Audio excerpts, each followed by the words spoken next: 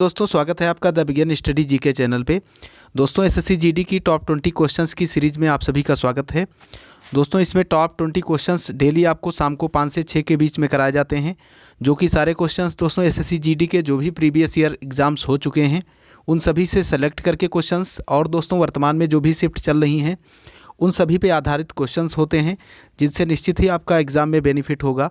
अन्य भी एग्ज़ाम्स में आप यदि दोस्तों इस सीरीज़ को अटेंड करते हैं डेली, तो निश्चित ही आप जीएस में एक बेहतर स्कोर अपना कर पाएंगे, चाहे जो भी एग्ज़ाम जीएस रिलेटेड हो। तो दोस्तों आप डेली यदि इस सीरीज़ को ज्वाइन करना चाहते हैं तो आप मेरे चैनल को सब्सक्राइब कर लीजिए। और इससे पहले दोस्तों और भी छोटी छोटी क्लासेज आई हैं 10-12 मिनट्स की, जिनको भी आप बहुत ज़्यादा आपका समय वेस्ट नहीं होगा, उन सभी क्लासेस को भी देख करके आप काफ़ी फ़ायदा उठा सकते हैं। तो आइए चलते हैं दोस्तों आज की क्लास की ओर बिना किसी देरी के। दोस्तों आज का जो पहला प्रश्न है वो है, सौरमंडल के बारे में विश्व के समक्ष जानकारी प्रस्तुत करने का श्रेय किस विद्वान को है? कापरनिकस, केपलर, गैलीलियो या इनमें से कोई नहीं? तो दोस्तों इसका कौन सा राइट है ये आपको बताना है। तो इसमें जो राइट आंसर होगा दोस्तों वो हो जाएगा आपका ऑप्शन ए। सौरमंडल के बारे में सबसे पहले दुनिया को दोस्तों किसने बताया था? कॉपरनिकस ने बताया था। ऑप्शन ए इसका बिल्कुल राइट हो जाएगा। ऑप्शन बी में दोस्तों केपलर है। ग्रहों संबंधी जो नियम है दोस्तों, ग्रहों संबंधी, ग्रह के गति संबंधी दोस्तों जो नियम है, ग्रहों की गति संबंधी नियम, वो किसने दिया था दोस्तों? केपलर ने दिया था, आप याद रखिएगा। और दूरबीन का सर्वप्रथम प्रयोग दोस्तों किसने किया था? गैलीलियो ने किया था। दूरबीन का सबसे पहले प्रयोग किसने किया था दोस्तों? दूरबीन या फिर टेलीस्कोप कह सकते हैं, इसका फर्स्ट प्रयोग किसने किया था दोस्तों? गैलीलियो ने किया था। और दोस्तों दूरबीन का यदि आपसे पूछा जाए सबसे पहले आविष्कार किसने किया था, तो इसका आविष्कार सबसे पहले दोस्तों गैलीलियो ने नहीं किया था, हैंस लिपरसे ने किया था दोस्तों। किसने? हैंस लिपरसे ने किया था। तो ये आप नोट कर लीजिएगा दोस्तों। और इसका सर्वप्रथम प्रयोग यदि पूछा जाता है तो किसने किया था? गैलीलियो ने किया था। बढ़ते हैं अगले प्रश्न की ओर। अगला प्रश्न है दोस्तों, सूर्य के चारों ओर घूमने वाले खगोलीय पिंड क्या कहलाते हैं? ग्रह, उपग्रह, पुच्छल तारा या ये सभी? क्या कहलाते हैं दोस्तों? ग्रह, उपग्रह या पुच्छल तारा या ये सभी? तो इसका जो राइट आंसर है दोस्तों वो हो जाएगा ऑप्शन ए। सूर्य के चारों ओर जो चक्कर लगाने वाले खगोलीय पिंड हैं दोस्तों उनको ग्रह कहते हैं। और कुल ग्रह कितने हैं दोस्तों? 8 कुल ग्रह हैं, ये भी आप याद रखिएगा। अगला प्रश्न देखते हैं। अगला प्रश्न आपके सामने है दोस्तों,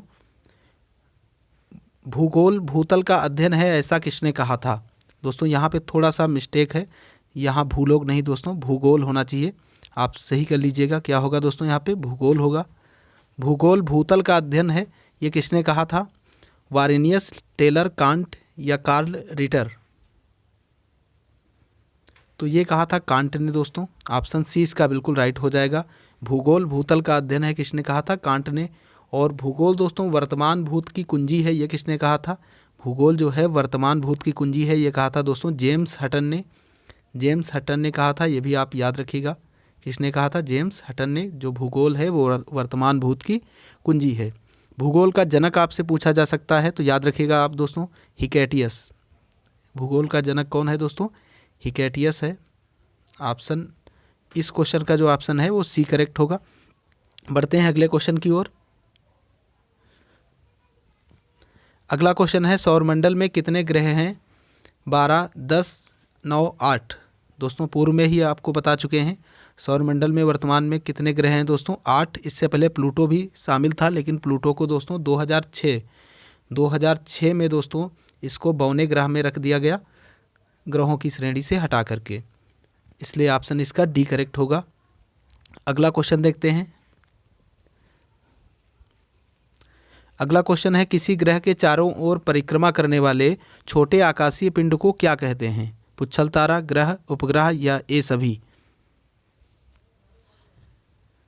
तो दोस्तों कोई भी ग्रह है, ग्रह के चारों ओर चक्कर लगाने वाले जो छोटे छोटे आकाशीय पिंड होते हैं उनको क्या कहते हैं? उनको कहते हैं दोस्तों उपग्रह। ऑप्शन सी इसका बिल्कुल राइट हो जाएगा। और जो सूर्य के चारों ओर दोस्तों चक्कर लगाते हैं खगोलीय पिंड उनको ग्रह कहते हैं, ये आप याद रखिएगा। अगला क्वेश्चन देखते हैं। अंग्रेज़ों ने फूट डालो और शासन करो की नीति कब अपनाई? 1877 ईस्वी के बाद, 1833 ईस्वी के बाद, 1858 ईस्वी के बाद या 1799 ईस्वी के बाद? तो दोस्तों ये नीति अपनाई थी 1857 की क्रांति के बाद। कब दोस्तों? 1857 की क्रांति के बाद दोस्तों ये नीति अपनाई थी फूट डालो और राज करो की। तो इसमें दोस्तों करेक्ट आंसर हो जाएगा ऑप्शन सी 1858, जो कि सबसे नियरेस्ट है दोस्तों ऑप्शन में। अगला क्वेश्चन देखते हैं। अगला क्वेश्चन है, इंग्लैंड में गृह युद्ध कितने वर्षों तक चला था? 4 वर्ष, 7 वर्ष, 2 वर्ष या 10 वर्ष? तो ये दोस्तों चला था 7 वर्षों तक। कितने वर्षों तक दोस्तों? 7 वर्षों तक चला था। ऑप्शन 20 का बिल्कुल राइट हो जाएगा। ये लेकिन दोस्तों 2 पार्ट में चला था।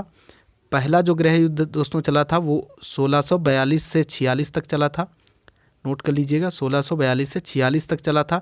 और दूसरा जो सेकंड चला था दोस्तों वो 1646 से दोस्तों चला था 1649 तक। तो दोस्तों कुल मिला के 7 वर्षों तक ये चला था। और शासन किसका था उस समय? वहाँ इंग्लैंड में उस समय दोस्तों चार्ल्स फर्स्ट का शासन था।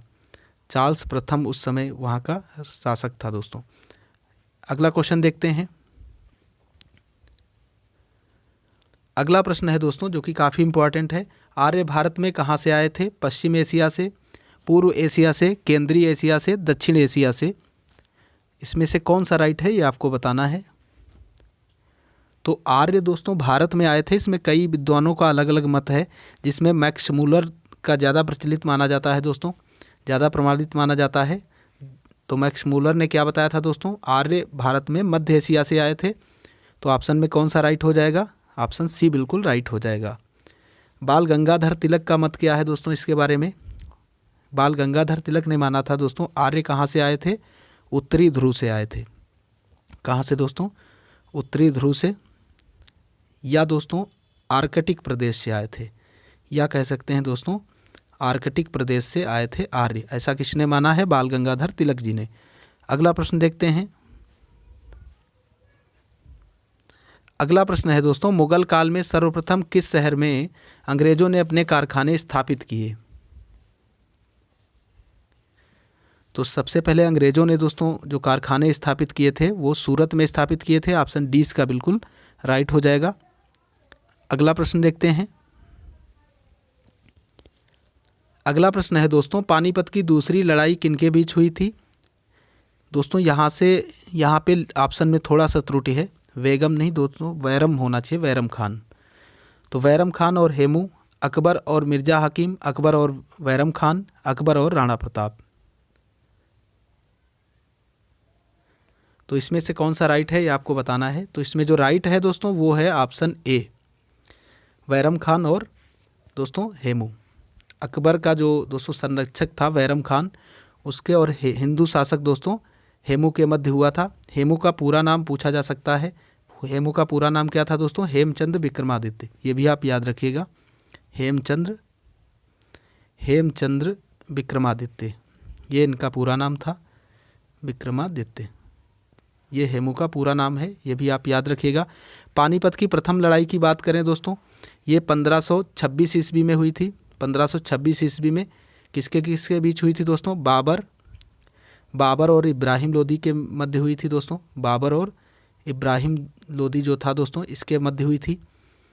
और पानीपत की दूसरी लड़ाई अकबर और हेमू, अकबर हेमू दोस्तों या बैरम खान, कभी कभी ऑप्शन में अकबर या हेमू दे देता है। वैसे दोस्तों यहाँ रियल में क्या होगा? बैरम खान और हेमू के मध्य, क्योंकि अकबर उस समय बहुत छोटे थे। अगला दोस्तों इससे याद रखिएगा, पानीपत की तीसरी लड़ाई याद रखिएगा, हो सकता है आपसे पूछ लिया जाए। कब हुई थी दोस्तों? 1761 ईस्वी में। 1761 ईस्वी में हुई थी। ये किसके किसके बीच हुई थी? ये दोस्तों अहमद शाह अब्दाली और मराठा जो शासक थे, मराठा और अफ़गान शासक दोस्तों जो अहमद शाह अब्दाली था, इसके बीच हुई थी पानीपत की तीसरी लड़ाई। अगला क्वेश्चन देखते हैं। अगला क्वेश्चन है, राष्ट्रीय स्वयंसेवक संघ का निर्माण कब हुआ था? आरएसएस की स्थापना कब हुई थी दोस्तों? ये आपसे पूछा जा रहा है।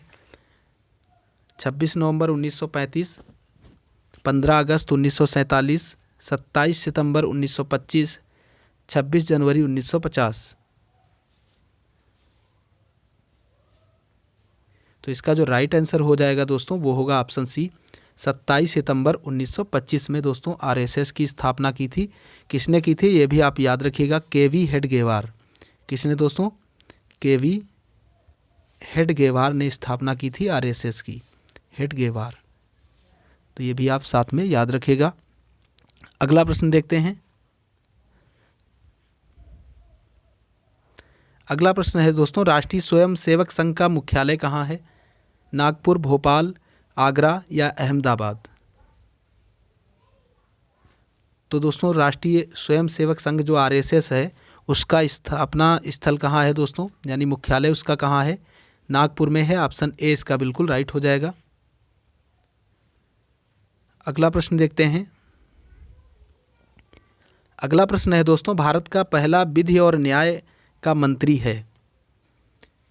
भारत के पहले दोस्तों लॉ एंड जस्टिस मिनिस्टर कौन है? अशोक कुमार सेन, हंसराज खन्ना, भीमराव रामजी अंबेडकर या अन्य? तो दोस्तों भारत के पहले कानून मंत्री हैं doctor Bhimrao Ambedkar ji. Option C इसका बिल्कुल राइट हो जाएगा। और दोस्तों इन्होंने संविधान का जो अनुच्छेद 32 है दोस्तों उसको संविधान की आत्मा कहा है, ये भी आप याद रखिएगा। आर्टिकल 32 को संविधान की आत्मा किसने कहा है? बी.आर. अंबेडकर जी ने, संविधान की आत्मा। अगला क्वेश्चन देखते हैं। लोकसभा का उम्मीदवार होने के लिए अल्पतम उम्र क्या है? मीन्स दोस्तों लोकसभा का उम्मीदवार के लिए न्यूनतम आयु कितनी होनी चाहिए? तो लोकसभा के सदस्य के लिए न्यूनतम आयु होनी चाहिए 25 वर्ष। राज्यसभा के लिए दोस्तों कितनी न्यूनतम आयु होनी चाहिए? 30 वर्ष। और राज्यपाल दोस्तों, राज्यपाल और दोस्तों राष्ट्रपति प्रेसिडेंट जो है इसके लिए न्यूनतम आयु कितनी है? ये 35 वर्ष है। अगला क्वेश्चन देखते हैं। अगला प्रश्न है दोस्तों, राज्यसभा का उम्मीदवार होने के लिए अल्पतम उम्र क्या है? अभी दोस्तों पहले ही चर्चा कर चुके हैं। इसमें जो राइट आंसर होगा वो हो जाएगा ऑप्शन ए, 30 वर्ष। अगला क्वेश्चन देखते हैं। आंसुओं में कौन सा पदार्थ घुला रहता है? सामान्य नमक, समुद्र, स्टार्च या ग्लूकोज? तो आंसुओं में दोस्तों कौन सा पदार्थ घुला रहता है? सामान्य नमक। ऑप्शन ए इसका बिल्कुल राइट हो जाएगा। अगला प्रश्न देखते हैं। लोहे पर जंग रस्ट लगती है दोस्तों फेरिक ऑक्साइड से, जल योजित फेरस तथा फेरिक ऑक्साइड से, क्षारकीय फेरस एवं फेरिक कार्बोनेट से या उपर्युक्त सभी के कारण? तो इसमें दोस्तों जितने भी दिए गए हैं, जैसे फेरिक ऑक्साइड है, जल योजित फेरस तथा फेरिक ऑक्साइड है, क्षारकीय फेरस एवं फेरिक कार्बोनेट है, इन सभी के कारण दोस्तों लोहे पर जंग लगती है। इसलिए ऑप्शन इसका डी बिल्कुल राइट हो जाएगा। अगला प्रश्न देखते हैं। इंसुलिन की खोज की थी, इंसुलिन की खोज किसने की थी ये आपसे पूछा जा रहा है। बेंटिंग ने, डोमेक ने, रोनाल्ड रॉस ने या हार्वे ने? तो इंसुलिन हार्मोन्स की खोज किसने की थी दोस्तों? इंसुलिन जो इंजेक्शन है इसकी खोज किसने की थी दोस्तों? एफ बेंटिंग ने। ऑप्शन ए इसका बिल्कुल राइट हो जाएगा। ऑप्शन डी में है विलियम हार्वे। रक्त परिसंचरण तंत्र की इन्होंने खोज की थी दोस्तों, याद रखिएगा, रक्त परिसंचरण तंत्र, रक्त परिसंचरण तंत्र, इसकी खोज किसने की थी? विलियम हार्वे ने की थी। पेनिसिलिन की खोज किसने की थी? अलेक्जेंडर फ्लेमिंग ने की थी दोस्तों, ये आप याद रखिएगा। अगला क्वेश्चन देखते हैं। वनस्पति तेलों को घी में परिवर्तित किया जाता है ऊष्मा उपचार, हाइड्रोजनीकरण द्वारा, ऑक्सीजन द्वारा या एंजाइमों के द्वारा? तो वनस्पति जो तेल होते हैं दोस्तों उसको घी में परिवर्तन किया जाता है, उसका किसके द्वारा? हाइड्रोजनीकरण के द्वारा किया जाता है। ऑप्शन बी इसका बिल्कुल करेक्ट हो जाएगा। बढ़ते हैं दोस्तों आज के लास्ट क्वेश्चन की ओर।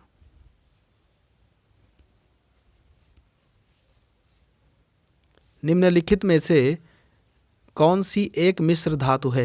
जस्ता, स्टील, सीसा, एल्युमिनियम? तो इसका जो राइट आंसर हो जाएगा दोस्तों वो होगा ऑप्शन बी, स्टील इसमें क्या है दोस्तों, मिश्र धातु है। ऑप्शन बी इसका बिल्कुल करेक्ट होगा। तो दोस्तों इसी के साथ आज की क्लास यहीं पे समाप्त होती है। और दोस्तों इस सारे क्वेश्चंस की जो पीडीएफ आप प्राप्त करना चाहते हैं तो आप हमारे टेलीग्राम चैनल को ज्वाइन कर सकते हैं, जिसकी लिंक दोस्तों डिस्क्रिप्शन बॉक्स में आपको मिल जाएगी। तो दोस्तों आशा करता हूँ ये वीडियो आपको पसंद आई होगी। यदि वीडियो आपको पसंद आई है तो आप इसे ज़्यादा से ज़्यादा लोगों के पास शेयर कीजिए। और दोस्तों चैनल को अभी तक आपने ज्वाइन नहीं किया है तो चैनल को दोस्तों सब्सक्राइब करके ज़रूर ज्वाइन कीजिए। निश्चित ही यहाँ से आपका बेनिफिट होगा दोस्तों, जीएस रिलेटेड जितने भी एग्ज़ाम्स हैं सभी के लिए। तो पूरा वीडियो लास्ट तक देखने के लिए आपका बहुत बहुत धन्यवाद। जय हिंद, जय भारत।